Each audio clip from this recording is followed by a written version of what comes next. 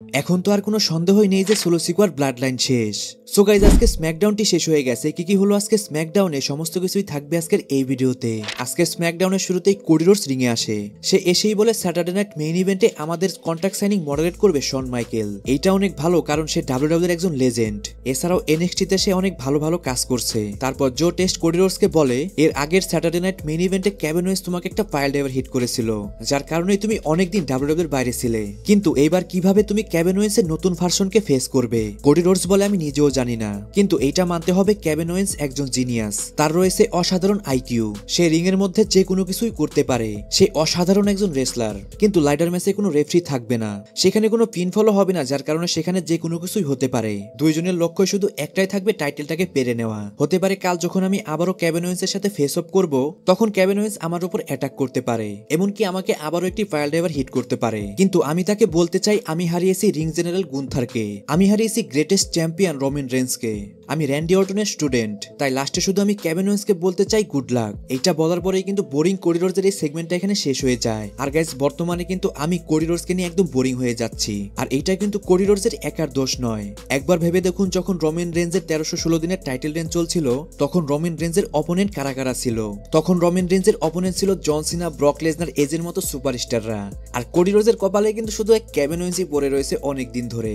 এখন যদি Cody রোডসের title রেঞ্জটা আরো ইন্টারেস্টিং করতে হয়, তাহলে ভালো ভালো তাকে অপোনেন্ট দিতে হবে।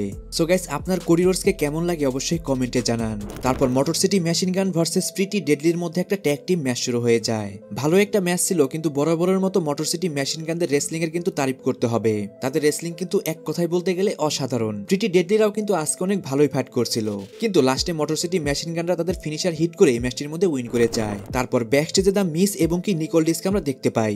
সেখানে মিসকে নিকোল ডিস বলে, তোমাকে কি কেউ বলেনি তুমি স্ম্যাকডাউনের এখন থেকে পার্ট হবে? দা মিস বলে, মানে এইখানে তো হোয়াইট সিক্সরা থাকে, আমি এইখানে থাকবো না। নিকোল ডিস কোনো কথা না বলেই শুধু একটি কথা বলে, ওয়েলকাম টু স্ম্যাকডাউন। তারপর কিন্তু গাইস, দা মিজের মুখটা দেখার মতো ছিল। তারপর আসে কেভিন ওয়েন্স। কেভিন ওয়েন্স এসেই কিন্তু অ্যানাউন্স টেবিলের ওপর গিয়ে দাঁড়ায়। সে জো টেস্টকে বলে, তুমি কোডি রোডসের ইন্টারভিউ নিয়েছো। কেভিন ওয়েন্সের ভাব দেখেই কিন্তু সেখান থেকে অনেক দূরে চলে যায় ওয়েব ব্যারেট। তখনই কেভিন ওয়েন্স সেখানে থাকা একজন হলিউড সুপারস্টারের দিকে তাকিয়ে বলে, তোমার কি প্রবলেম? তুমি কি আমার সাথে ফাইট করতে চাও? তখনই সেখানে জিমিউসের মিউজিক হিট হয়। জিমিউসকে দেখেই কেভিন ওয়েন্স বলে, তুমি কেন এখানে এসেছো? জিমিউসো বলে, কারণ তুমি অনেক বেশি কথা বলো। এই কথা বলে জিমিউসো কেভিন ওয়েন্সের উপর অ্যাটাক করে।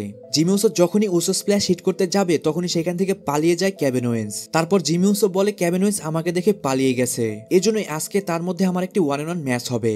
আর গাইস, এর মাধ্যমে আমাদের জানানো হয় আজকের মেইন ইভেন্টে তাদের মধ্যে একটা 1-on-1 ম্যাচ হবে। তারপর Piper Niven, Chelsea Green versus B Fab এবং কি মিচেনের মধ্যে একটা ট্যাগ টিম ম্যাচ শুরু হয়ে যায়। কিন্তু গাইস, এই ম্যাচটার মধ্যে চেলসি গ্রিনকে পিন করে হারিয়ে দেয় মিচেন। তারপর টিফিনি রিংয়ে আসে। সে এসেই যখন কিছু বলছিল, তখনই সেখানে চলে আসে রিয়া রেপ্লি। রিয়া রেপ্লিও যখন কিছু বলছিল, তখনই সেখানে নায়া জ্যাক্স এবং কি ক্যান্ডিস লারি চলে আসে। তারপর নায়া জ্যাক্স বলে, আমি অফিসিয়ালি অ্যানাউন্স করতে চাই আমিও রয়্যাল রাম্বলে ইন্টার করব, আর কালকের স্যাটারডে নাইট মেইন ইভেন্টে আমি রিয়া রেপ্লিকে বিট করে দিব।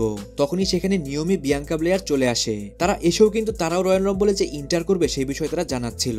তারপরে সেখানে লিভ মর্গান রাকেল চলে আসে।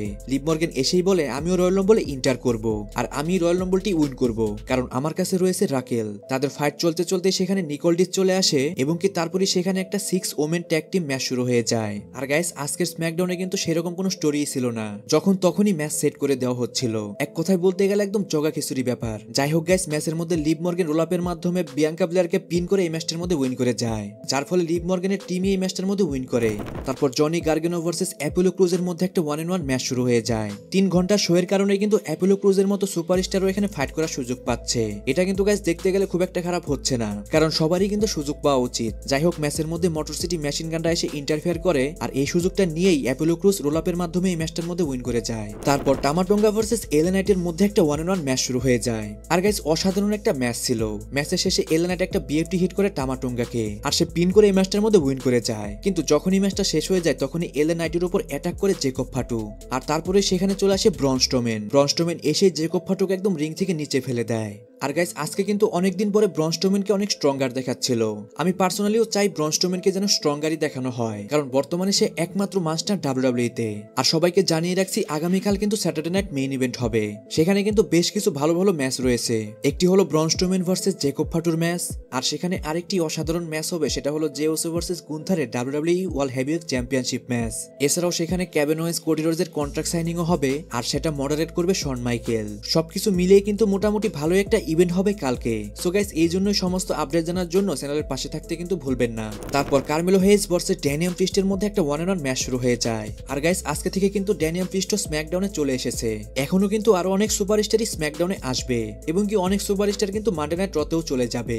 এখন গাইস দেখাই যাক সামনে আরো কোন কোন সুপারস্টার মানডে নাইট রতে এবং কি স্ম্যাকডাউনে অদল বদল হয়। ম্যাচের লাস্টে ড্যানিয়াম প্রিস্ট একটা সাউথ অফ হেভেন হিট করে কার্মেলো হেজকে, এবং কি সেই ম্যাচটার মধ্যে পিন করে উইন করে যায়। তারপর জিমি উসোর এন্ট্রেন্স হয়, কিন্তু তখনই পিছন থেকে জিমি উসোকে অ্যাটাক করে কার্মেলো হেজ। তখনই কিছু সিকিউরিটি গার্ডরা এসে কার্মেলো হেজকে সেখান থেকে নিয়ে যায়। তারপরেও কিন্তু কেভিন ওয়েন্স ভার্সেস জিমি উসোর ম্যাচ শুরু হয়ে যায়। ম্যাচের মধ্যে দুইজনই কিন্তু অনেক ভালোই ফাইট করছিল। জিমি উসো কেভিন ওয়েন্সকে একটা সুপার কিক হিট করে, সে কেভিন ওয়েন্সকে একটা স্পিয়ার পর্যন্ত হিট করে, কিন্তু তাও সেই ম্যাচটার মধ্যে উইন করতে পারে না। লাস্টে কেভিন ওয়েন্স তাকে একটা পপ পাওয়ার বাম হিট করে এই ম্যাচটার মধ্যে উইন করে যায়। ম্যাচ শেষ হয়ে যাওয়ার পরেও কিন্তু জিমি উসোকে অ্যাটাক করে কেভিন ওয়েন্স। সে জিমি উসোকে একটা পাইল ড্রাইভার হিট করতে যায়, ঠিক তখনই সেখানে চলে আসে কোডি রোডস। কোডি রোডস এসে কিন্তু আজকে কেভিন ওয়েন্সকে একদম ডিস্ট্রয় করে দিয়েছিল। আর তাদের ফাইট চলতে চলতেই আজকে স্ম্যাকডাউনটি শেষ হয়ে যায়। আর গাইস লাস্টে একটা কথা বলতে চাই, সেটি হলো সোলো সিকোয়াকে নিয়ে। আজকের স্ম্যাকডাউনে কিন্তু টামাটুঙ্গা জেকব ফাটুর হাবভাব পুরাই চেঞ্জ, আর রিউমার অনুযায়ী সোলো সিকোয়াদের ব্লাড লাইনও কিন্তু শেষ হয়ে গেছে। এর কারণে কিন্তু সোলো সিকোয়া আজকে স্ম্যাকডাউনে ছিল না। এরপরে যদি সোলো সিকোয়া আবার রিটার্ন করে, তাহলে কিন্তু আমরা মনে হয় তার একটা সিঙ্গেল রান দেখতে পারি। আর এমনটাও হতে পারে সোলো সিকোয়া মানডে নাইট রতেও যেতে পারে। গাইস অনেক কিছুই হতে পারে। এছাড়াও কালকে হবে স্যাটারডে নাইট মেইন ইভেন্ট। এর জন্য সমস্ত আপডেট এবং কি নিউজ জানার জন্য আমার চ্যানেলের পাশে থাকবেন। আজকের ভিডিও এই পর্যন্তই। রেসলিং সম্পর্কে সমস্ত নিউজ এবং আপডেট জানার জন্য চ্যানেলটিকে সাবস্ক্রাইব করতে ভুলবেন না। আর ভিডিওতে কোনো ভুল ত্রুটি হলে অবশ্যই কমেন্টে জানিয়ে দিবেন।